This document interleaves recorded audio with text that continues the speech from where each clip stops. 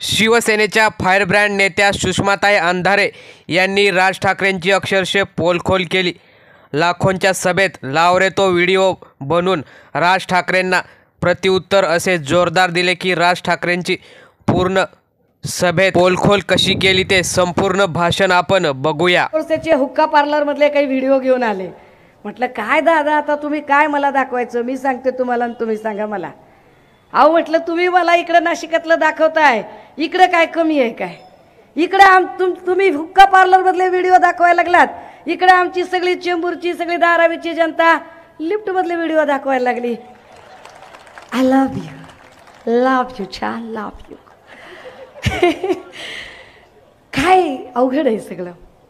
आणि ह्या सगळ्या माय माऊल्यांनी न्याय मागायला गेल्यावर या माय माऊल्यांना काय पद्धतीचं, म्हणजे हे फार विशेष आहे बरं का, की जेव्हा अजित पवारांवर प्रश्न विचारला गेला देवेंद्र फडणवीसांना, तेव्हा देवेंद्र फडणवीस म्हणाले की त्यांच्याशी आमची युती नाही नाही नाही. 70,000 कोटीचा ज्यांनी घोटाळा केलाय अजित पवार तो गयो वो तो अब चक्की पीसिंग पीसिंग अँड पीसिंग. आणि जे पीसिंग पीसिंग पीसिंग म्हणत होते तेच आता त्यांच्यासोबत किसिंग किसिंग किसिंग करायला लागले. आणि ते इतकं लोन पसरलं की ह्या सगळ्यांच्या नुसत्या व्हिडिओच व्हायरल व्हायला लागल्या. अवघड धंदा आहे सगळा. असो मला त्याच्यात पण काही जायचं नाहीये. पण राजे हो, एक नक्की की ही निवडणूक का महत्वाची आहे, का या निवडणुकीसाठी गरजेचं आहे.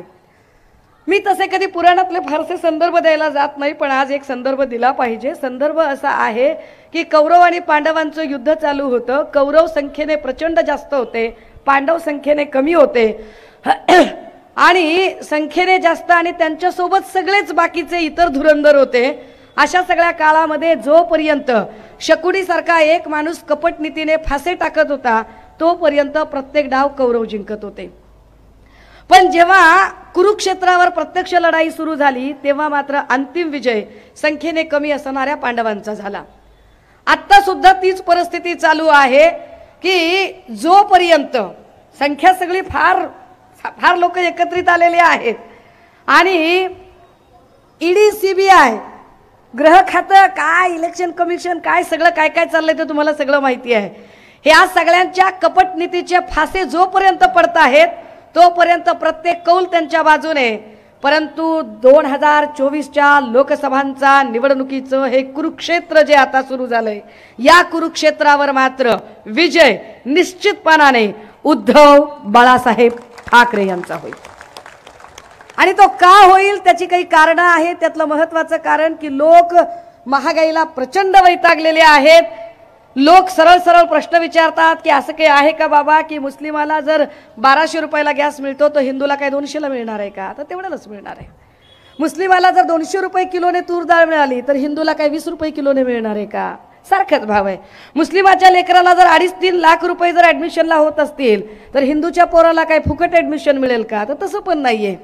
जो न्याय इथे हिंदूला असेल तोच मुस्लिमांना, तोच बौद्धांना, तोच ख्रिश्चनांना, तोच जैनांना असेल. असं असताना सुद्धा काही लोक जाणीवपूर्वक वाद निर्माण करतात. बरं, त्यांना त्या नरेटिव्हमधनं बाहेर पडता येत नाही, त्यांना त्याची उत्तरं देता येत नाहीत. मग आम्ही त्यांना प्रश्न विचारतोय महिला सुरक्षेचं काय? कारण तिकडे काय झालं त्या सगळ्या लोकांचं मणिपूरमध्ये, म्हणजे वॉर रुकवा दी पापा, पापा वॉर रुकवा दी. अरे पापा ने अगर वॉर रुकवा दी है, पापा अगर पापा इतना तुम्हारा ताकतवर है तो पापा मणिपुर में नहीं क्यों गया? क्यों मणिपुर में जाकर पापा ने वहां का जो दंगा था वो क्यों नहीं बंद कराया? आमच्या 2 माय मावल्या नागवल्या गेल्या, त्यावर बोलायला चकार शब्द काढायला वेळ नाही मोदीजींना. मोदीजींचे जे भक्तुल्य आहेत, जे कोपच्यात, कोण बोललं? कोणीतरी म्हटला की काय आपल्या पत्रकार परिषदेवरून मुलाखतीवरून कोणीतरी बोलला. शिंदे गटातला एक कोणीतरी ज्ञान पाजळायला आला होता. त्या ज्ञान पाजळणाऱ्याला हे माहित पाहिजे की अरे मोदींमध्ये किती छाती आहे. 56 इंचची छाती असणारा मोदी अजूनही एकदाही प्रेस कॉन्फरन्सला सामोरं का जात नाही याचं उत्तर नरेंद्र मोदींचे मुनी म्हणून काम करणाऱ्या देवेंद्र फडणवीस आणि त्यांची हुजरेगिरी करणाऱ्या एकनाथ शिंदे आणि त्यांच्या मंडळींनी दिले पाहिजे. की एकही प्रेस कॉन्फरन्सला ते का सामोरे जात नाहीत. प्रेस कुणाला देतात, मुलाखत कुणाला देतात? तर मुलाखत घेणार कोण? विश्वगुरूची अक्षय कुमार. आणि अक्षय कुमार प्रश्न काय विचारणार? विश्वगुरूला यूपीएससीतला सगळ्यात कठीण प्रश्न विचारला जातो, मोदी जी आप आम काट कर खाते हो की चूस कर खाते हो? काय प्रश्न आहे? केवढा अवघड प्रश्न आहे. एवढा अवघड प्रश्न असतो का की मोदी जी आप आम काट कर खाते हो की चूस कर खाते हो. पण त्यांना त्या कुठल्याच प्रश्नांचं उत्तर देता येत नाही. मग ते काय करतात तर ते फक्त आणि फक्त माणसं फोडायचं काम करतात. जे लोक म्हणतायत की मोदी की गॅरंटी है, मोदी की गॅरंटी है, कैसी मोदी की गॅरंटी है. अरे अगर मोदी को खुद की गारंटी होती, मोदी को अपने ऊपर इतना भरोसा होता और बीजेपी को अपने ऊपर इतना भरोसा होता तो मोदी और बीजेपी अपने बलबूते पर ये इलेक्शन लढते. ते स्वतःच्या बलबूत्यावर इलेक्शन लढले असते. परंतु तसं त्यांनी केलं नाही. त्यांनी अनेक ठिकाणी अनेक पक्ष फोडले. महाराष्ट्रात तर त्यांनी आधी कुणाला फोडलं, आधी आपले 40 तिकडे दिले. काय म्हणालात? अरे बापरे. आता ते तिकडे 40 जण नेले तरी मोदींना अजिबात गॅरंटी वाटली नाही. देवेंद्रजींना पण गॅरंटी वाटली नाही. मग त्यांनी अजितदादांना फोडलं तरी गॅरंटी येईना गेली. मग अजून काही छोटे मोठे फोडले तरी गॅरंटी वाटत नव्हती. मग काही सुपारी बहादर सोबत घेतले. उड दुपारीन घे सुपारी. सुपाऱ्या जोरात वाजतात. आता मला वाटलं की सुपारी बहादर काहीतरी लॉजिकल काहीतरी मुद्दे काढेल. पण सुपारी बहादराला अभ्यास करायला वेळ कुठे आहे. तेच मुद्दे घिसे पिटे त्याच गोष्टींवर बोलायचं. बरं यांना आपण सुपारी बहादर का म्हणावं त्याची आपल्याकडे काही कारणं आहेत. दादा जरा एक व्हिडिओ लावा. पिट्टा पाडणे काय असते ते मी सांगते. एक व्हिडिओ लावा जरा. आवाज एकदम मोठा करायचा दादा. व्हिडिओ पहिल्यापासून घ्या. आवाज मोठा करा. त्याला म्यूट झालेला आहे. आपण एक मोठी LED लावत होतो पण पावसामुळे आपल्याला ती LED लावणं शक्य झालं नाही. आवाजाचं काय झालं बघा. राजे हो, काल त्यांनी एक व्हिडिओ दाखवायचा प्रयत्न केला. त्यांना वाटलं आपण फार मोठा तीर मारलाय काय की. 27 वर्षापूर्वीचा जर तुम्ही एक चंक दाखवत असाल तर मी तुमची अख्खी कुंडली काढायला तयार आहे. माझ्याकडे वेळ कमी आहे. शुक्र माना, आभार मानावेत सगळ्या बंद पडलेल्या इंजिन मध्ये बसलेल्या भक्तुल्यांनी की आज माझ्याकडे वेळ कमी आहे. माझ्याकडे वेळ जर असताना तर मराठवाड्यात ज्याला तानू तानू मारणे म्हणतात ते मी तानू तानू केला असता कार्यक्रम. आवाजाचं काय होते दादा बघा. आवाज येत नाहीये. आवाजाचा काहीतरी प्रॉब्लेम होतोय. या सगळ्यांच्या मध्ये ज्या काय राज ठाकरे यांनी जे काही मुद्दे मांडले आणि राज ठाकरे यांनी ज्या काही पद्धतीने काल बोलायचा प्रयत्न केला. राज ठाकरे तेच आहेत जे कधी काळी अजित पवारांवर काही बोलायचे आणि त्यांना असं वाटायचं की आपण काहीतरी फार मोठं डोकं लावलेलं आहे. पण मुळात त्यांनी कधीही कुठल्याही मुद्द्यावरती ठोस अशा भूमिका घेतल्या नाही. त्या भूमिका त्यांना कधी जमल्या नाही. हे सतत राज ठाकरे म्हणजे निगेटिव्ह थॉट प्रोसेसचा राजा, ज्याला स्वतःचा पक्ष सांभाळता आला नाही, ज्यांची अख्खी जिंदगी दुसऱ्यांना तू हे कर रे, तू ते कर रे हे शहाणपण सांगण्यामध्ये गेली. त्यांनी आपल्याला शहाणपण सांगावं हे फार विशेष होतं. माझ्याकडे आत्ता राज ठाकरेंनी बारामतीला जाऊन एक काही बोलायचा प्रयत्न केला. अजितदादांच्यासाठी ते प्रचार करायला गेले होते. पण तेच राज ठाकरे अजितदादांबद्दल काय बोलत होते. तिकडे आवाज येत नाहीये. मी फक्त इकडे आवाज देण्याचा जरा प्रयत्न करते. अजित पवार या माणसाने कधी जातीपातीचं राजकारण नाही केलं. हे आधी काय बोलले. धरणामध्ये पाणी येत नसेल तर मी काय जाऊन मुतू.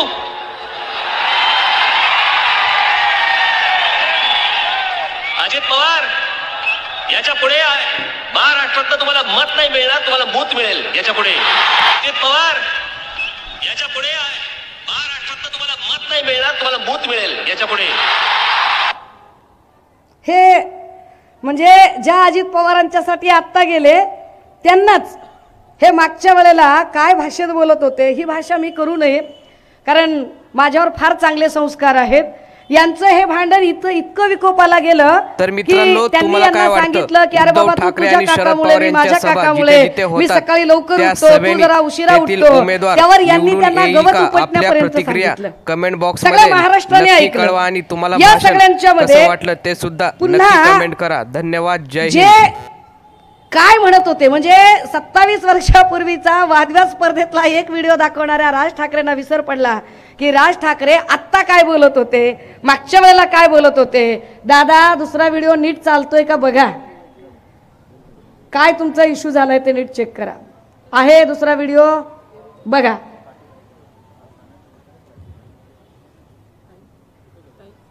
हा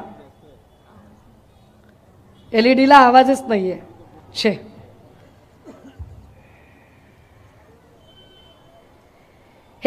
हे तेच राज ठाकरे आहेत जे राज ठाकरे साधारणतः मोदी शहाच्या संबंधाने बोलताना, दादा जरा पहिल्यापासून घ्या. नरेंद्र मोदी आणि अमित शहा या देशाच्या राजकीय क्षितिजावर नाहीसे झाले पाहिजेत. ही जोडगोळी ही या देशाला घातक आहे. इतकं खोटं बोलणारा पंतप्रधान मी माझ्या आयुष्यात आजपर्यंत कधीही बघितलेलं नाही.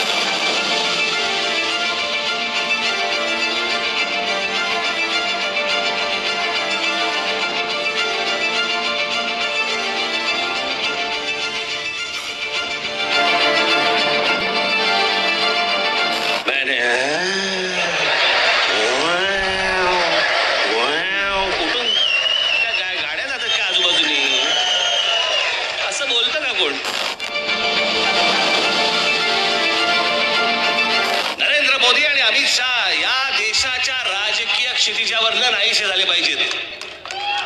या दोघांना तर नाहीच नाही, परंतु या दोघांना मदत होईल अशाही कोणाला मतदान करायचं नाही. याच पंतप्रधानांनी सांगितलं होतं की मी या देशातल्या परदेशामधनं मी पैसे आणीन.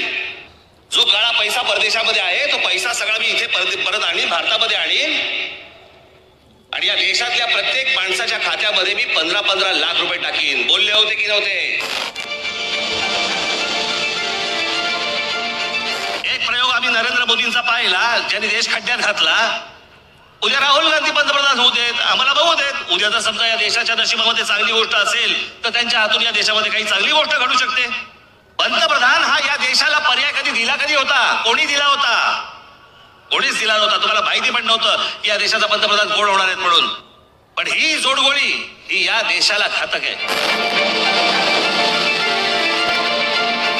इतकं खोटं बोलणारा पंतप्रधान मी माझ्या आयुष्यात आजपर्यंत कधीही बघितलेलं नाही. 8,50,000 संडास एका आठवड्यामध्ये बांधले. म्हणजे आम्ही त्याचा नीट आकडा काढला तर साधारणपणे 84 संडास एका मिनिटाला होतात आणि 5 सेकंदाला 7 संडास बांधले जातील. 5 सेकंदाला 7 संडास, विक्रमच म्हटलं पाहिजे. इतक्या फास्ट होत पण नाही, तितक्या फास्ट त्यांनी संडास बांधले. हे राज ठाकरे आहेत. मी मोदींवर काहीच बोलायची गरज नाही. राज ठाकरेंची भाषा आहे की मोदी किती खोटारडे आहेत, अमित शहा किती खोटारडे आहेत आणि मागच्या वेळेला ही सगळी मुक्ताफळं त्यांनी उधळली. फार लांबचा काळ नाहीये. बरं, ही सगळी मुक्ताफळं उधळल्यानंतर काय म्हणाले काल राज ठाकरे? ते असं म्हणाले की काय वाईट दिवस आलेत. म्हटले बघा, त्या बाईला तुम्ही म्हणले प्रवक्ता केलंय, त्या बाईला तुम्ही नेता केलंय. हो बाबा, मला नेता केलंय, मला प्रवक्ता केलंय, काय जे असेल ते असेल. पण भाजपवर किती वाईट दिवस आले असतील बरं, की ज्या राज ठाकरेंनी भाजपची एवढी मापं काढली, ज्या राज ठाकरेंनी भाजपची एवढी इज्जत काढली, आणि विशेष राज ठाकरेवर किती वाईट दिवस आले असतील की ज्या भाजपच्या नेत्यांनी, ज्या देवेंद्र फडणवीसांनी राज ठाकरेंना अक्षरशः चिल्लर सुपारीबाज करून टाकलं. वाक्य नीट आहे का?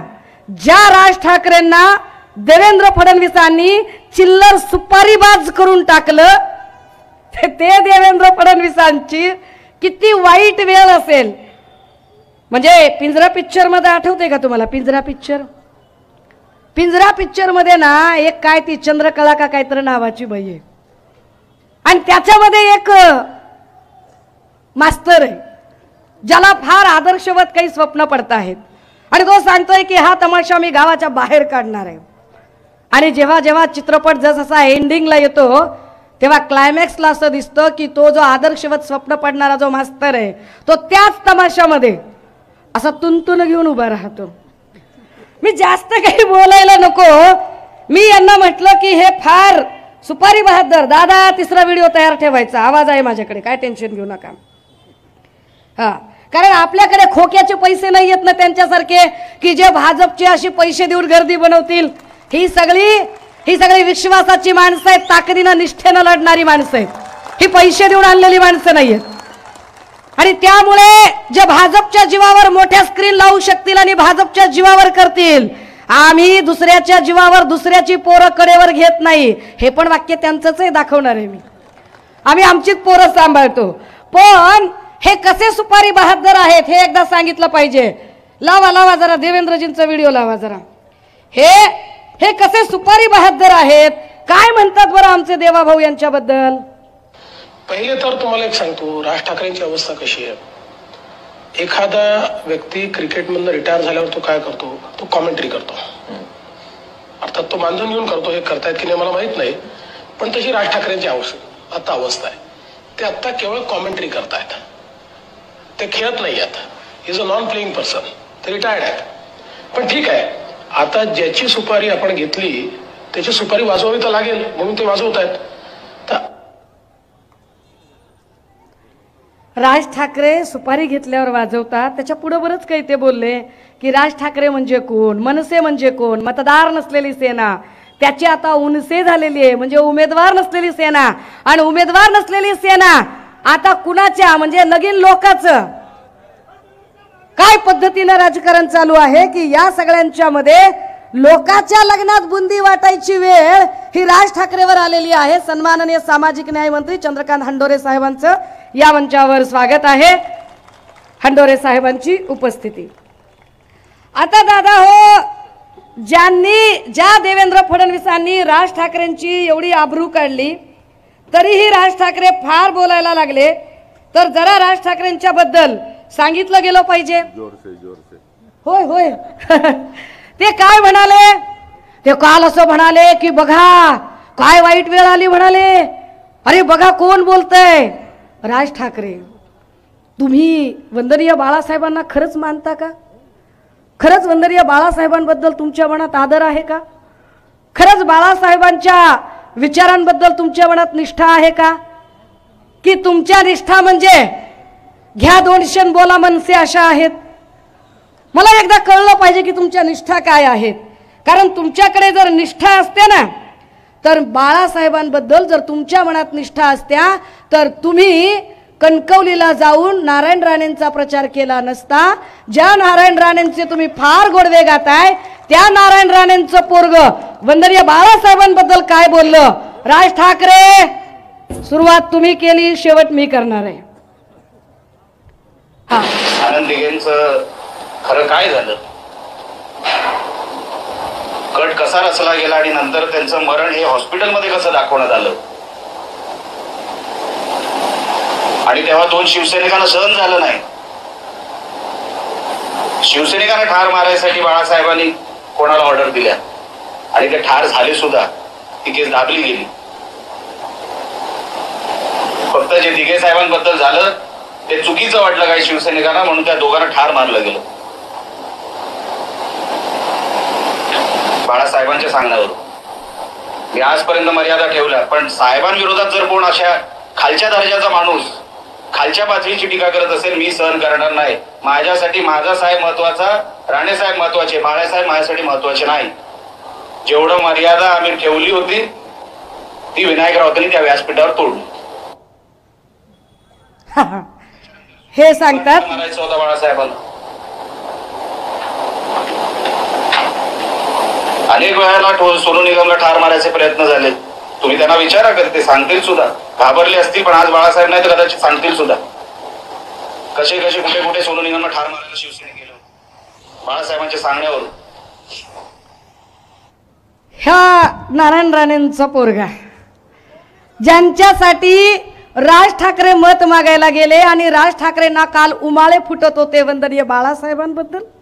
वंदनीय बाळासाहेबांबद्दल फार प्रेम आणि आपुलकीचा पाझर फुटत होता काल राज ठाकरेंना. राजजी नाही, राजजी वगैरे म्हणू नये तुम्हाला. Mister Raj, do you have any idea about this video?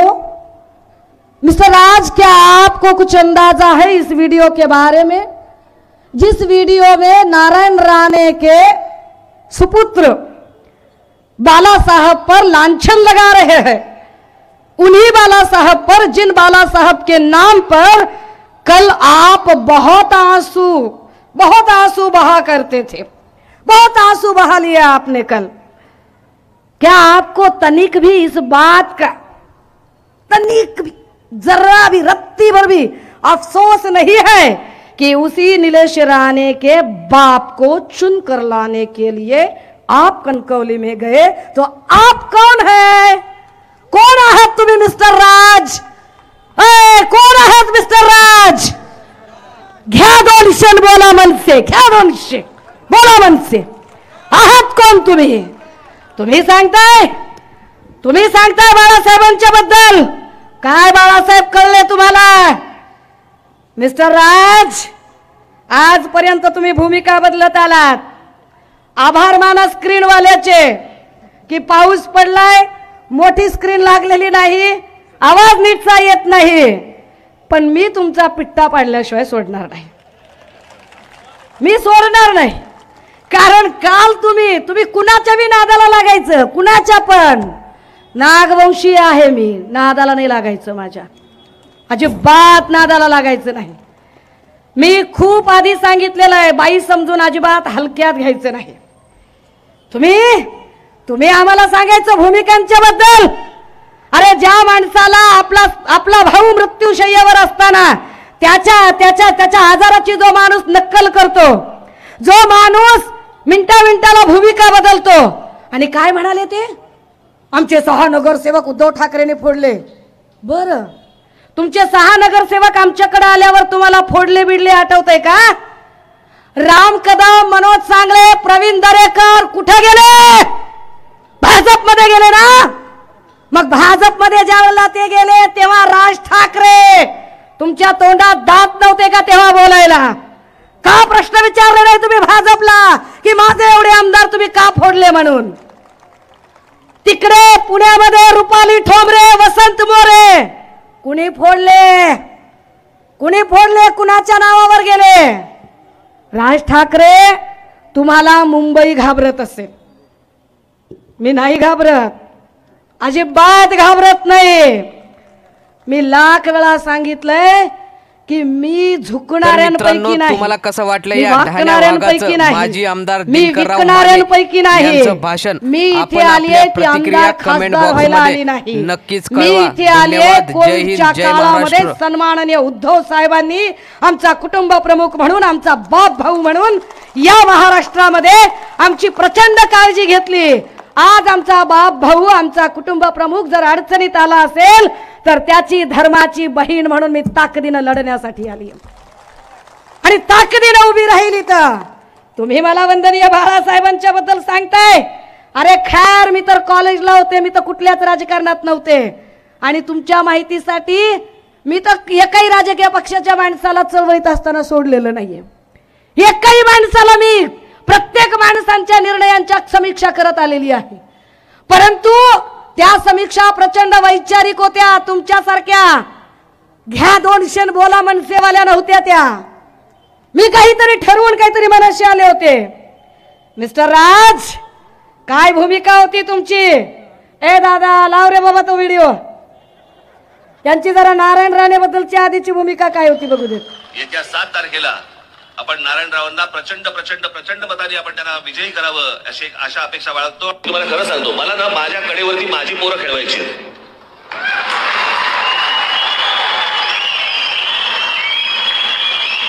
कारण सध्या महाराष्ट्रामध्ये काय झालंय, दुसऱ्याची पोरं कडेवरती घेऊन फिरण्यामध्ये जो आनंद मिळतोय,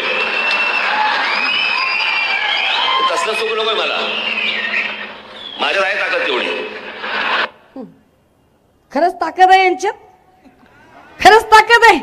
मला माझी पोरं खेळवायची, दुसऱ्याची पोरं कडेवर खेळवत नाही मी। अहो तुमची पोरं कोण कोण खेळवते ती बघा की। हा, प्रवीण दरेकर कुणाच्या कडेवर खेळतोय जो तुमच्याकडे होता? राम कदम कुठं खेळतोय ते बघा, वसंत मोरे कुणाच्या कडेवर खेळतात ते बघा, आणि तुम्ही कुणाची पोरं खेळवताय? निलेश राणे आणि नितेश राणेंना तुम्ही कडेवर खेळवता, याचा अर्थ मी काय काढायचा तुम्ही सांगा। राज ठाकरे, तुम्ही बहुत पंगा ले लिया यार, नात करायचा नाही। तुम्ही काय सांगत होतात मला? तुम्ही बोलणार परप्रांतीयांच्या बद्दल? तुम्ही जैन धर्मीयांचा पर्युषण काळ चालू असताना तिथं जिवंत कोंबड्या नेऊन त्यांच्यासमोर कापणारे आणि जाणीवपूर्वक धार्मिक दंगल कशी निर्माण होईल याचा प्रयत्न करणारे तुम्ही शहाणपण शिकवणार आम्हाला? माझ्याकडे खूप मुद्दे आहेत. मी म्हटलं ना की वेळ कमी आहे, आचारसंहिता आहे आणि पुढे खूप लोक वाट बघत आहेत, म्हणून मला काही महत्त्वाचे मुद्दे तुमच्यासमोर मांडायचे आहेत. एक एक एक पुरावा दिला पाहिजे सगळ्या चॅनलला, सगळ्या मीडियाला. एक पत्र आठवतंय का कुणाला? महिला सुरक्षेचा विषय चालू होता. ब्रिजभूषण सिंगवर लैंगिक शोषणाचे आरोप झाले. महिला खेळाडूंनी आरोप केले, आठवतंय? या आरोपानंतर ब्रिजभूषण सिंग महाराष्ट्रात येणार होता. त्याला अडवायची भाषा कुणी केली? घ्या 200 बोला मनसे यांनी केली. त्याचं हे पत्र काय लिहिलं या पत्रामध्ये? To honourable prime minister Shri Narendra Modi ji, subject seeking your attention to the just demands of women wrestlers.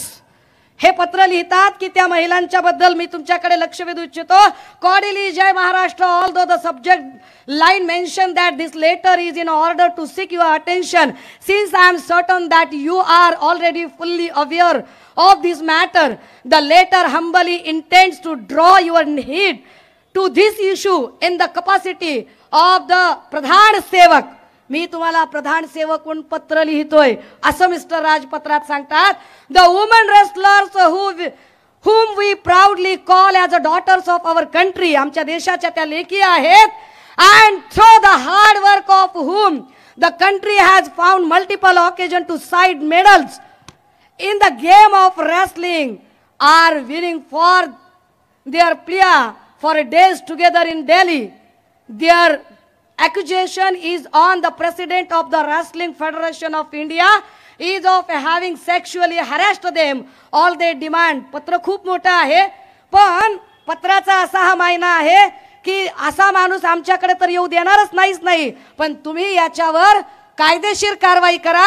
मी हे पत्र तुम्हाला लिहित आहे असं म्हटल्याबरोबर बोला मनसे घ्या 200 वाल्यांनी हे पत्र सगळीकडे व्हायरल केलं की बघा आमच्या नेत्यामध्ये किती ताकद आहे, बघा आमच्या नेत्यात किती ताकद आहे, की आमच्या नेत्याने चक्क प्रधानमंत्र्याला पत्र लिहून खडसावलं, सांगितलं की लिहा हे, सांगितलं की लिहा हे. घ्या रे पत्रकार, घ्या पत्र घ्या. काय याची सत्यता काय आहे? दादा ते पत्र दाखवतोय. दादा झूम करून दाखव रे बाबा पत्र. पिट्टा पाडणे काय असते ते मी सांगते. काय म्हटलं त्यांनी? अरे हे पत्र खरंच प्रधानमंत्री कार्यालयाला लिहिलं होतं का? आपण याचा एक माहिती अधिकार टाकला होता, RTI टाकला होता. सुषमा अंधारे काही इतकी कच्च्या गोळ्या खेळलेली नाही. माहिती अधिकार टाकला आणि माहिती अधिकार मध्ये विचारलं खरंच असं पत्र लिहिलेलं आहे का? बघा झूम करून, पहिला मुद्दा झूम करता आला तर बघा काय आहे याच्यामध्ये. इन्फॉर्मेशन साउट अबाउट कशासाठीचे आहे?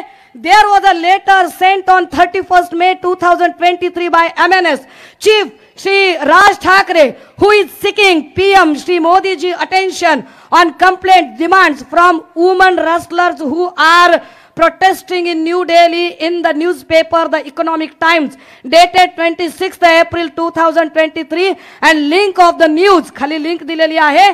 Kindly provide me information available on PM office record related to date time when this letter copies by MNS chief Shri Raj Thackeray received to your office. आम्हाला माहिती द्या की हे पत्र तुमच्याकडे कधी आलेलं आहे, एवढीच आम्हाला माहिती पाहिजे. पत्र लिहिलं का बघा. इथं स्टंट करतो, इथं शोबाजी दाखवतो, इथं लोकांना येड्यात काढतो. अरे आम्ही काय धोत्रावर इन केली का? अरे धोत्रावर इन केली का डोसक्याला गोड तेलय का कानात बिडे आहेत आमच्या? दादा दुसरा कॉलम झूम करायचा. पुढचा कॉलम रिस्पॉन्स काय आलाय बघा पंतप्रधान कार्यालयाकडून. The letter dated 31 May 2023 of Shri Raj Thackeray is not received in this office at all. घ्या पत्र घ्या. किती कॉप्या घ्यायच्यात रे? किती कॉप्या पाहिजेत? शोप आणि स्टंटबाजी करणारे राज ठाकरे घ्या हे पत्र. कुणाला दाखवताय? लहान लेकराचे हागीज आणि डायपर म्हणून वापरायचे का ते सांगा. तुम्ही मला सांगताय तुम्ही सुषमा अंधारेवर शंका घ्यायची, अरे सुषमा अंधारे खऱ्या अर्थानं बाळासाहेबांच्या विचारांचा वारसा चालवते.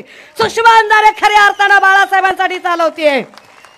गेली 2 वर्ष 5 वर्षाचं लेकरू घरात सोडून एक दिवसही घरात न थांबता पायाला भिंगरी बांधून ताकदीनं ट्विटरवर पिन करून ठेवलंय ट्विट की ज्या पद्धतीनं तुम्ही उद्धव साहेबांना खाली उतरवलं त्याच्या 50 पट अधिक सन्मानानं त्यांना तिथं पोहोचवल्याशिवाय स्वस्त बसणार नाही. आणि का दादा ही शेवटचा व्हिडिओ लय महत्वाचा आहे. का तुम्ही बाळासाहेबांचा शब्द पाळला नाही. मी पाळते तो शब्द. सांभाळून घ्या. मला सांभाळलं, तुला सांभाळा, आदित्याला सांभाळा आणि महाराष्ट्राचा उत्कर्ष करून द्या असेच मी आपल्याच्यानी नतमस्तक होऊन प्रार्थना करेन. इमानाला महत्व द्या, आम्हाला नाही एवढंच म्हणेन. जय हिंद, जय महाराष्ट्र, वंदे मातरम, जय हो. इमानाला महत्व द्या म्हणाले बाळासाहेब. इमानाला माझ्या उद्धवला आणि आदित्यला सांभाळा म्हणले. जर तुम्हाला बाळासाहेबांचा विचार मान्य असताना तर आज तुम्ही आपल्याच भावाला शत्रुत्व करत त्याच्या विरोधी गोटात सामील झाला नसतात. सुषमा अंधारे कुठल्याही अपेक्षेशिवाय मी भनांग आहे, मी गरीब आहे, मी आदिवासी आहे, मी पहाडी आहे, पण मी इमान विकलेलं नाही. राज ठाकरे मी तुमच्यासारखा इमान विकलेलं नाही. ताकदीनं सांगते की होय कायदा माझ्या बाप्पानं लिहिला आणि माझ्या बाप्पानं मला बैमान व्हायला शिकवलं नाही. ताकदीनं सांगते की मी इमानदार आहे. आणि वंदनीय बाळासाहेबांनी जे सांगितलं ना, कारण माझ्या गावाकडं माझ्या आदिवासी लोकांमध्ये माझ्या जात पंचायतीमध्ये माझ्या सगळ्या परंपरेमध्ये मला शिकवलं गेलेलं आहे. काय एखादा माणूस जर मृत्यूशय्येवर असेल तर त्याचा मरतानाचा शब्द जीव गेला तरी पाळायचा असतो. मी वंदनीय बाळासाहेबांचा मृत्यूशय्येवरचा तो शेवटचा शब्द जीवापाड जपते, जीवापाड जपते. तो शब्द वंदनीय बाळासाहेबांनी शेवटच्या क्षणी दिला होता आणि सांगितलं होतं की माझ्या उद्धवला आणि आदित्यला सांभाळा. तर होय मी धर्माची बहीण म्हणून माझ्या भावाच्यासाठी लढणार. तुमच्यासारखे कितीही असे सुपारी बहादर आले फरक पडत नाही, कारण मला माहिती आहे आजच्या घडीला मोदी आणि भांडवलदारांना जर कुणी नडू शकत असेल तर एक सडाफटिंग माझ्यासारखा कुठलंही आर्थिक भांडवल नसलेला माणूसच लढू शकतो. मीच तुम्हाला नडू शकते. आणि मला माहिती आहे मी डाव पलटवण्यामध्ये विश्वास ठेवणाऱ्यांपैकी आहे. आणि डाव पलटला तर अख्खी बाजी माझी असेल. डाव पलटायला सुरुवात झाली आहे. ते म्हणाले की महाराष्ट्र धर्म वाढवा. हा महाराष्ट्र धर्म काल रवीश कुमारचा रिपोर्ट सांगतोय कि भारत की राजनीति में उद्धव उदय हो रहा है. महाराष्ट्र धर्म सांगतोय की जर मराठी माणूस पंतप्रधान पदाचा दावेदार होऊ पाहत असेल तर ज्या पद्धतीने काँग्रेसच्या जरी प्रतिभा पाटील असल्या तरी मराठी बाई राष्ट्रपती होते म्हणून शिवसेनेच्या बाळासाहेबांनी पाठिंबा दिला. तर जर शिवसेनेचे उद्धव साहेब त्या रेसमध्ये असतील तर सुषमा अंधारेने महाराष्ट्र धर्म पाळला पाहिजे. मी महाराष्ट्र धर्म पाळते. वेळ झालाय जास्त, माझ्याकडे बोलण्यासारखे खूप मुद्दे आहेत, पण पुढे अजून एक सभा आहे. मी अजून एकदा समाचार घेईल. आणि हो मिस्टर राज, मी तुम्हाला सुद्धा उत्तर द्यायला खरं तर बांधील नाही. You are not my type, अजिबात नाही. माझी कॉम्पिटिशन तुमच्यासारख्या, कारण तुमच्यात माझ्यात फरक आहे. मी विद्रोही आहे, तुम्ही ऊरबडवे आहात.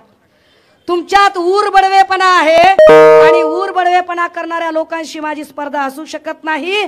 माझं टार्गेट तुम्ही नाही, माझं टार्गेट महाराष्ट्र नासवणारे देवेंद्र फडणवीस आहेत. त्यामुळे याच टार्गेटला कंटिन्यू करण्यासाठी किरण भैया बोलतील. तुर्तास मी माझी भूमिका जी आहे ती मांडली आहे.